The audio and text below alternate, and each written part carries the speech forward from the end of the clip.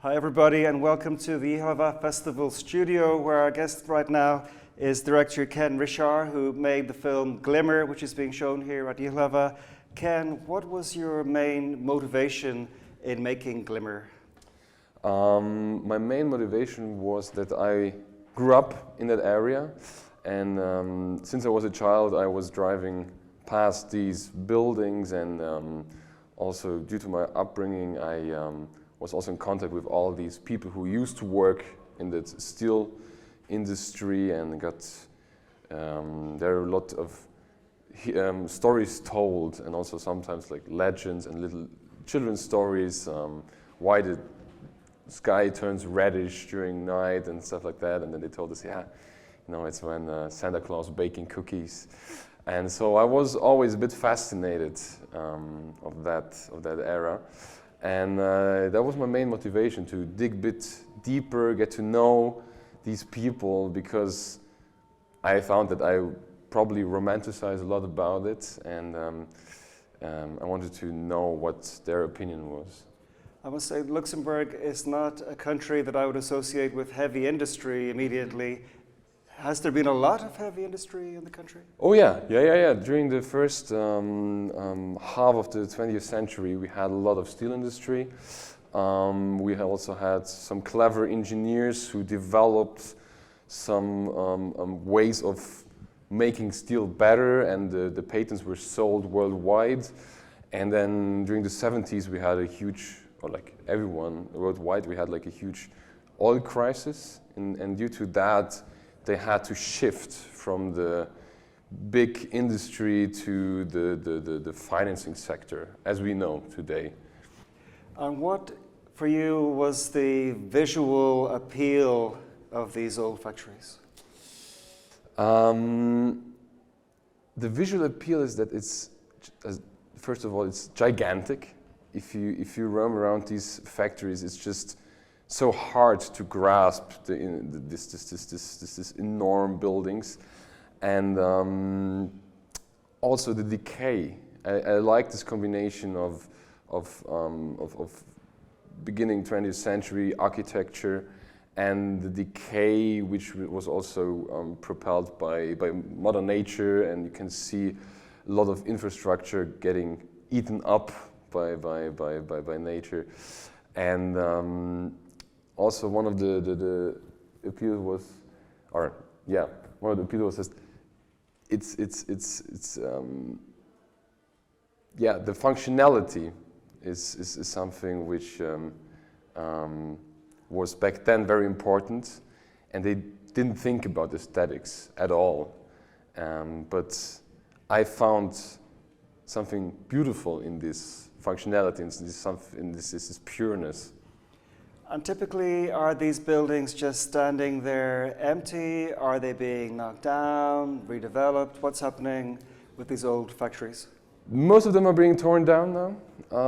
I shot the movie during the first wave of Corona, and that's when they also tried to get rid of most of the stuff, because they thought like no one's watching, no one's allowed to go out, so let's tear that down, make some space for future housings.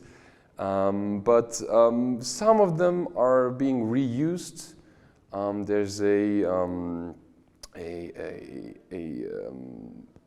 artist collective, and they try to work with the material steel, and they have one of these buildings just for themselves, where they can do whatever they want.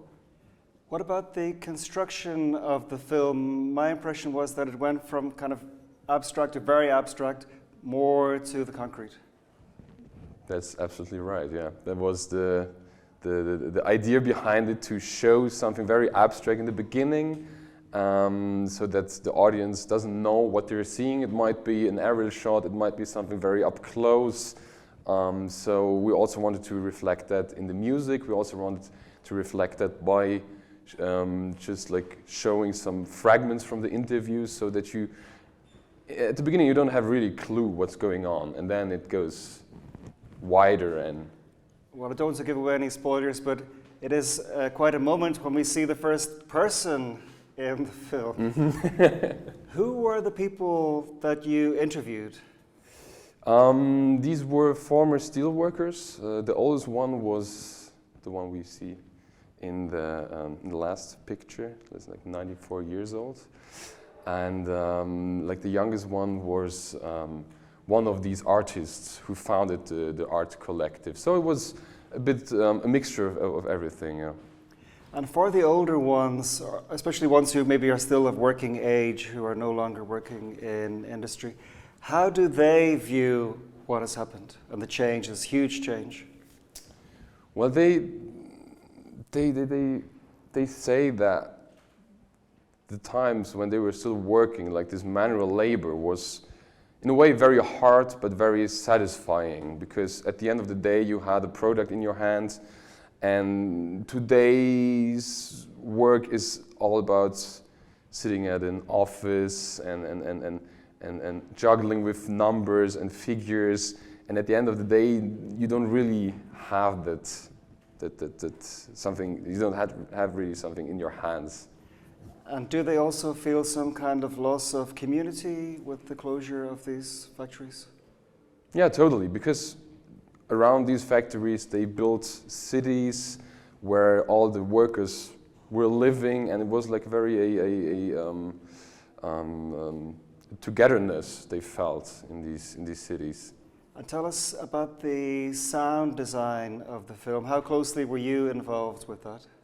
Well, I did most of the sound design in cooperation with also my composer, Angel Vasilev. And the idea at the beginning was also to do these dolly shots through the industries, and then trying to tell the sound from the past.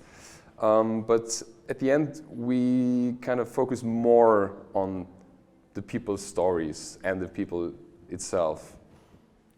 Well, Ken, Rischard, thank you very much for speaking about Glimmer, and thank you guys for watching the Ji.hlava Festival Studio. Thank you for having me. Cheers, thanks a lot. Cheers.